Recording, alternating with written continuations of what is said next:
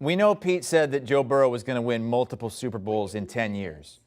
Then he claimed that he only said one. Last night, after the Bengals clinched a spot in the Super Bowl, he said 1 in 10 or 2 in 10. And Pete, I don't know what's happened to you over the last couple of years, but you're a lot more pale than you used to be, judging from those videos. What the hell is going on? Well, the one video was from last week, so I can't be that much paler. That's something to do with the lighting in here. Look, I said 1 in 10, maybe 2 in 10. I might be low. I mean, look, if they win this one, I might be a little on the low side. Joe Burrow is outstanding, and to navigate away from pressure the way he does behind a bad offensive line just tells you how tough he is, how good he is, and his accuracy is outstanding. So, look, I thought the Bengals would be really good. I didn't think they would be this good this fast, so they're a little ahead of schedule by my book. Pete, I am glad you brought that up because actually throughout our entire picks during this postseason, you haven't picked them to win the past 2 weeks. Even last week you took the points, but you didn't say they were going to outright win. And then 2 weeks ago, this is what you said. Pete Prisco has been banging that Bengal drum for years now after they drafted Joe Burrow. So this is your opportunity to pick the Bengals to go to the AFC Championship game. Oh, I would love to, but I'm not going to. Oh, come on, Pete. Titans. Wow. Yeah, I just think there's a real problem here, and it's whether they can block that defensive line of the Titans. The Titans have 3 guys with 8 sacks. They're the only team in the league, at least 8 sacks. The only team in the league with that. And I think there's problems on the offensive line for the Cincinnati Bengals. To be fair, Pete was spot on with that analysis. They couldn't block the Titans, but it didn't matter. Brady, my question is, though, does Pete get credit for this, having picked against the Bengals each of the last 2 weeks? No, and again, I think he actually said the Bengals would win in the wild card round, but I think he took the points and the Raiders, who are the underdog in that matchup. But look, Pete gets points for this. He was bold enough to come out and say at draft night that they win multiple in 10 years. We're now down to 9 years, but it seems like that maybe will come true. What wasn't bold is the fact that he picked a guy who was the first overall pick, who had the greatest college football season we'd ever seen, a Heisman Trophy winner, in order to do it. It wasn't like he went out on a limb to do it. But no, look, Pete's been spot on about Joe Burrow. And let me just say this. Joe Burrow, especially if what happened over the course of the weekend came out a little premature, Tom Brady retiring, Joe Burrow is the next Tom Brady with the way he plays the game. The difference in this past week's game and why Joe Burrow is playing the Super Bowl and Patrick Mahomes isn't. It's not just his pocket movement, his accuracy and all that stuff and how clutch he is. Joe Burrow plays smart. He plays within the pocket. He plays within the system. He makes the smart football decision when the moment presents itself. And you go back to that play before the end of the first half where Patrick Mahomes should have thrown the end zone or thrown out of bounds and taken the 3 points. Instead, he makes a dumb decision. He throws to Tyreek Hill. They don't get any points. And you go from a team maybe being able to get some points and then the ball coming out of half, even more momentum, and instead now is sitting at home and watching the Super Bowl because of that dumb decision, in my opinion. It completely changed the momentum this past week's AFC Championship game. Got the headline for Ruben and our social media team. Brady Quinn says Joe Burrow is the next Tom Brady. Pete, Bengals offensive line, you were worried about them going into the Titans game. They got mauled. You were worried about them going into this past week's game. They were much better. And maybe the schemes and the concepts were better to get the ball out a little bit quicker. But Aaron Donald's coming in now. How concerned are you moving forward? Well, you have to be concerned about that defensive pass rush. I mean, I don't think there's any doubt about that. Aaron Donald didn't have a great game on Sunday against the 49ers, but they put a lot of attention to him, which you should do. But the right guard position on the Bengals is the worst position of anybody in the NFL in this Super Bowl, by far. It's awful. No matter who they put in there, whether it's the rookie Carmen or Adeniji, they were terrible again. And only Burrow's ability to get outside and away from the pressure saved them from having a bad day. They're still not good up front. He is the guy who could compensate for it. But you know what you have to do?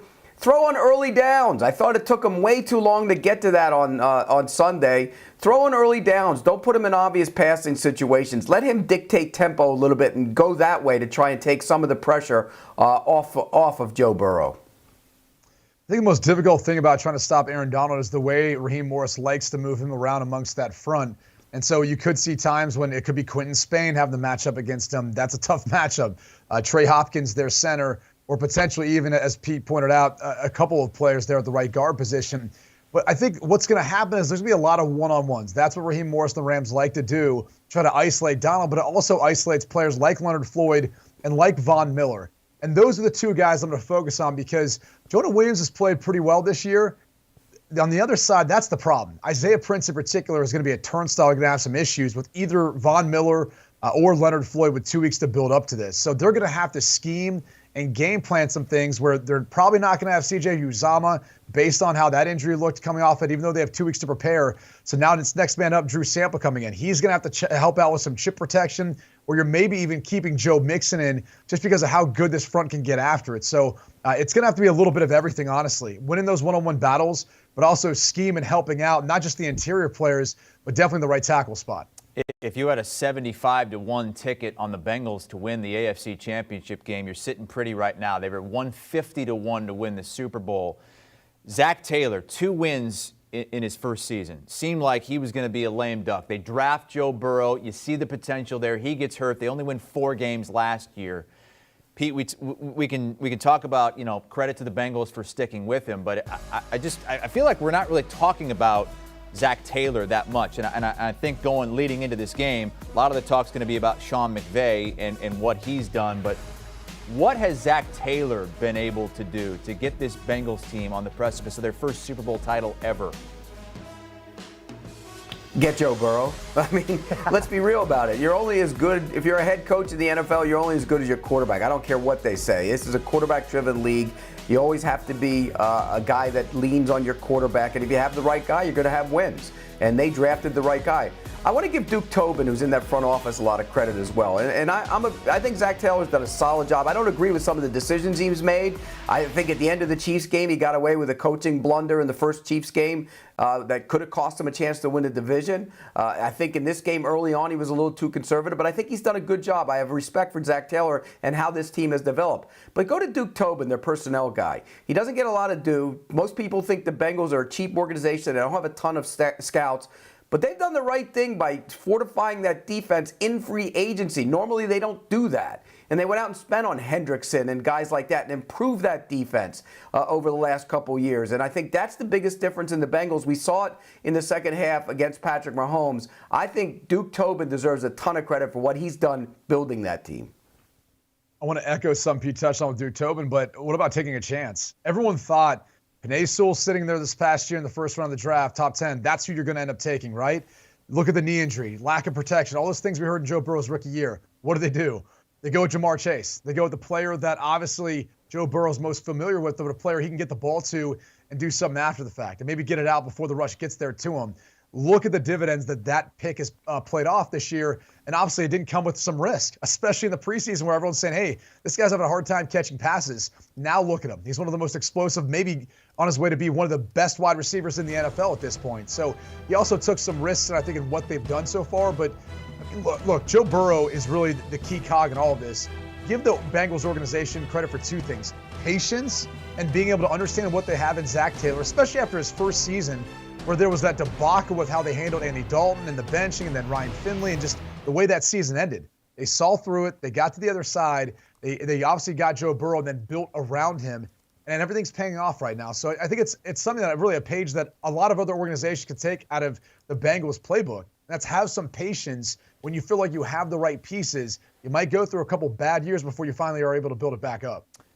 Bengals back for the first time since 1988. A lot of players on that team going to be playing in their first Super Bowl. I know Matthew Stafford wasn't there for the Saints, but they're going to have, for the Rams, but they're going to have a lot of players playing in their second Super Bowl. Sean McVay coaching his second Super Bowl. Brady, what about the job he's done with the pressure? Because this was a team it was Super Bowl or bust. If they didn't get here, it was going to be a failure. And then finally getting over the hump against Kyle Shanahan. Well, and credit Les Snead. If we're going to give Tobin credit, we've got to give Les Snead credit for figuring this out, bringing in Matt Stafford, bringing in OBJ, Von Miller, all these pieces. Then Sean McVay for making it work.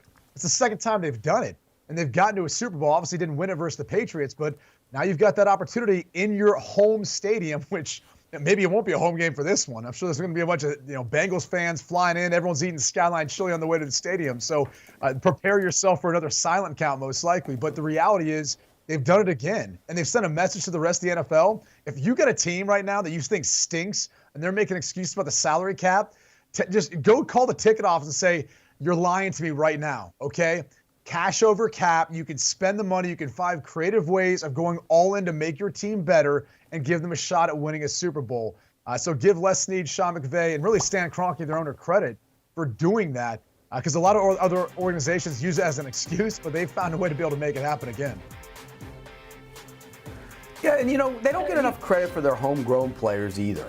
I mean, when you look at this team, they have a lot of homegrown players. They've drafted well, and you look at them getting the big splashes with Matt Stafford. You look at them getting Beckham and Von Miller, but they've also done a nice job of and Jalen Ramsey came in a trade, but they've also done a nice job of drafting and developing young players. And I think, for that reason, I don't think Les Snead and Sean McVay, neither one of them gets enough credit for doing that. And I think that's why this team is where it is. It's great to have stars, but if you have the stars, you better be able to get guys in the later rounds who can step in and play and be productive players, and they've done that. So kudos to them for that. Pete, what's it say about gambling in the NFL? And there's a lot of people that say you should never trade first-round draft picks for players and give up that much draft capital and have to pay that much in salary. But here the Rams are on the brink once again.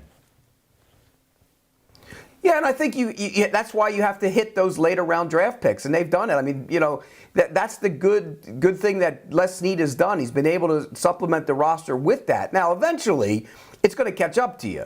But if you sell your soul to go get one, it's worth it. If you sell your soul to go get two, it's definitely worth it. So I understand the philosophy, and talking to people around the Rams, they know that you have a chance now to build this thing the right way. Go for it. And they went for it. And here they are. They're 60 minutes away from winning it. And if they win one, it's all worth it, no matter what else happens. If you win one, you can have 4 or 5 lean years down the road, which I don't think they'll have, by the way. But you could, because as long as you get one, that's all that matters.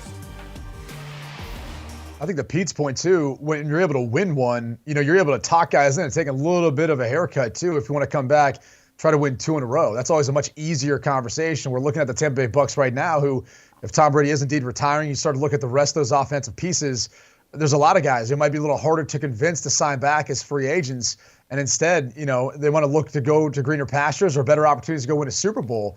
The Rams would kind of be in the same position, right? You go win a Super Bowl, a lot easier to say, hey, guys, let's run this thing back. Let's try to do it again.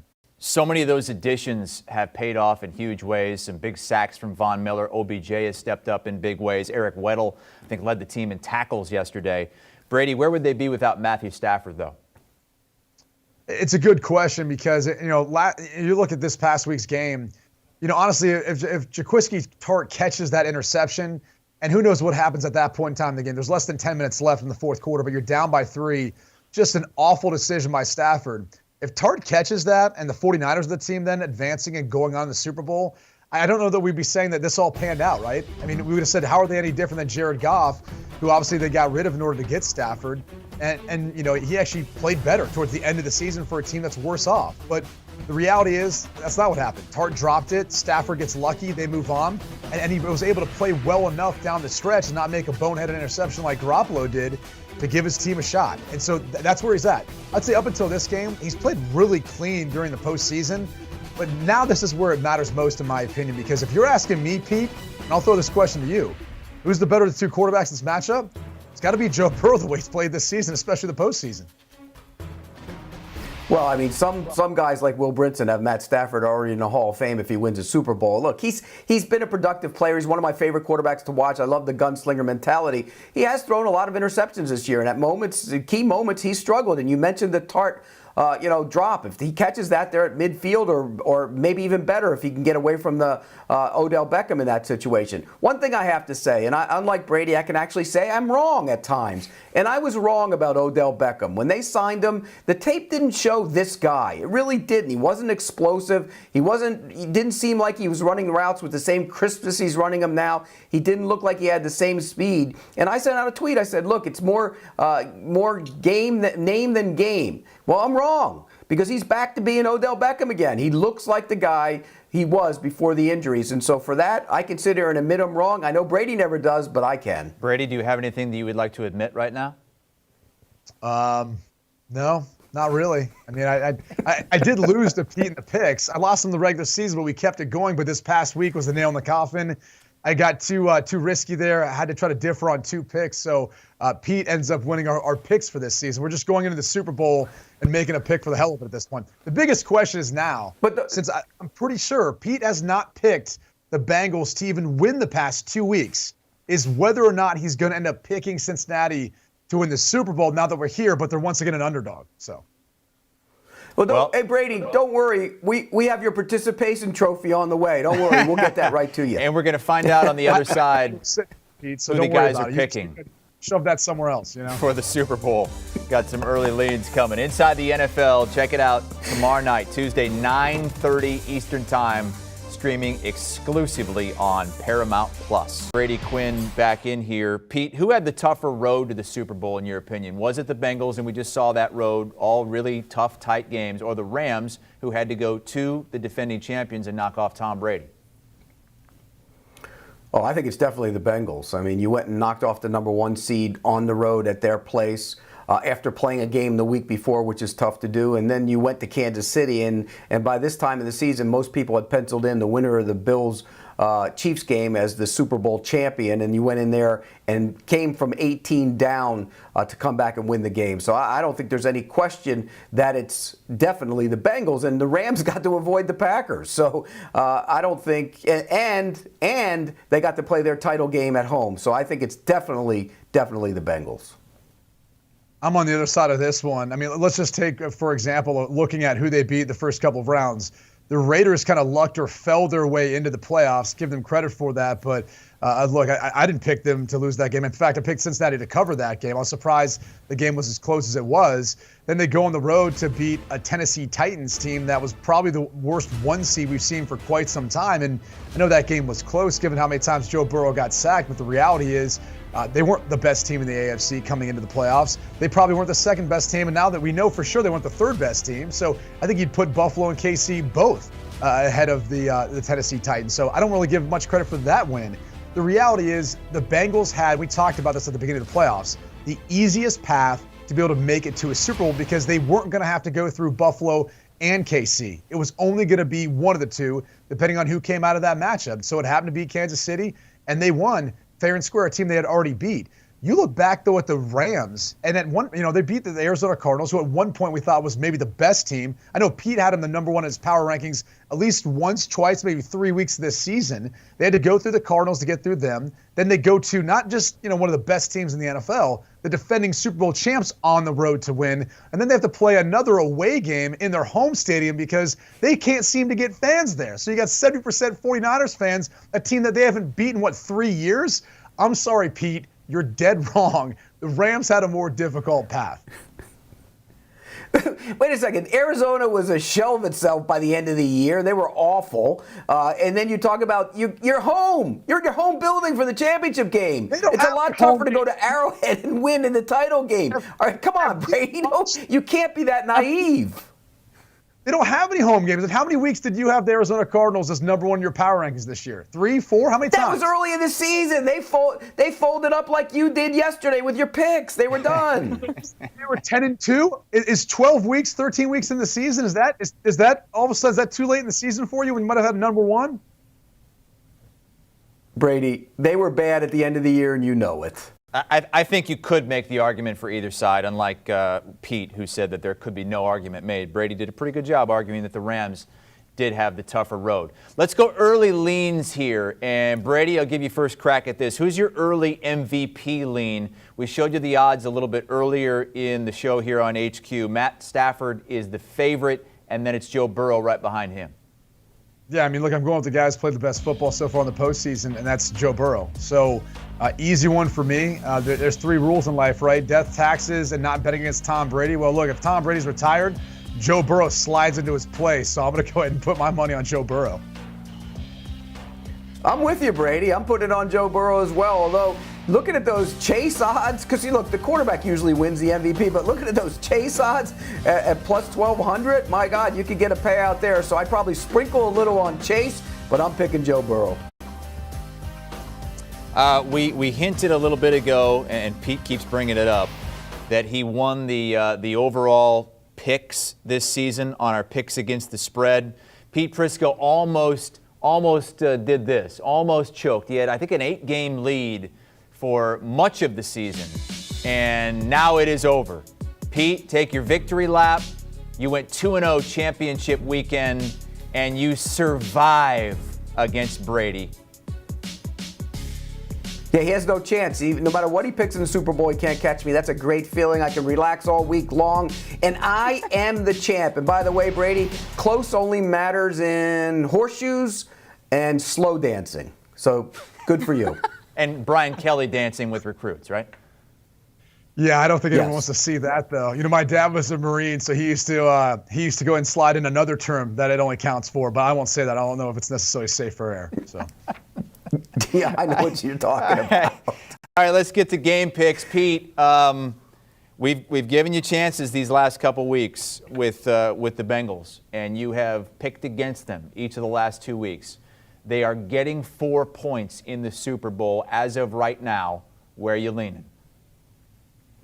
I'm going with the Bengals. I'm going with the Bengals. I think this is a charmed team, and I'm going with them. I think Joe Burrow, and Brady's spot on with the comparison to Tom Brady. I agree 100%. He plays a lot like him. Clutch moments, big plays, probably he's much more athletic. He moved on Sunday. He'll move in this game, and he'll make throws down the field. So I'm taking the Cincinnati Bengals plus the points, but they're going to win the game outright. I'm with Pete on this one. You know, I don't think it's that far-fetched to think that they can't ride the momentum. You know, you'd be thinking in one way there should be some home field advantage for the LA Rams, but are you kidding me? I mean, 70% of your stadium's built with 49ers fans, and you're talking about a franchise that hasn't won a Super Bowl? I mean, they're going to be flying out, opening up Skyline Chili franchises. Grater's Ice Cream is going to be everywhere. I mean, anything from the city of Cincinnati is all of a sudden going to be infiltrating LA. So I'm rolling there with the 4 points. I'm with Pete, though. I think if you really like the Bengals here, take the money line because I think it's a really good chance they went outright. And also, I'm going to lay some money on the over in this one. I know the conference championship weekend, both games ended up hitting the under. I think, again, depending on how that game goes in the NFC championship game that played before half, maybe that game takes off and hits the over. But the NFC championship was a shoo-in for the under. But this one, let's have some fun. Let's see some points scored. Let's go with the over. Brady, what is the over-under on the number of toppings you put on your Skyline Chili? That's what I want to know. So I was pretty plain. Never liked onions, so I was limited to at that point at a four-way, three-way kind of combo there, with the beans being the only addition you'd make. So I was more of a three-way to four-way type deal there for Skyline Chili. I took the under. I knew it. Oh, you did? Okay, good. Well, Pete, all right, Pete wins by 4 then. You were up 3 on Brady. Pete You win by 4. By the way, Pete, yes. We just made a change. The Super Bowl is actually worth 5 points. So there's a chance Brady could catch you at the end of this season. We picked the same, so that's okay. Yeah, we picked the same. That's fine. Make it worth 500 points. I win. Both like the Bengals. So, Pete, you said 1-10. It might be 1-2. And next year, maybe 2-3 if the Bengals can get this thing done. Brady, Quinn, Pete Prisco, going to see much more from those guys over the next dozen days or so leading up to the Super Bowl next week. We'll be in L.A. getting you ready, as will the Pick 6 crew. Will Brinson and the guys heading to the Super Bowl as well. Download and follow the Pick 6 pod today. Do you want a sports network that delivers everything that matters about the game? The highlights, the picks, the instant analysis, no yelling, no fake debates, no politics. Hit the subscribe button and never miss a moment.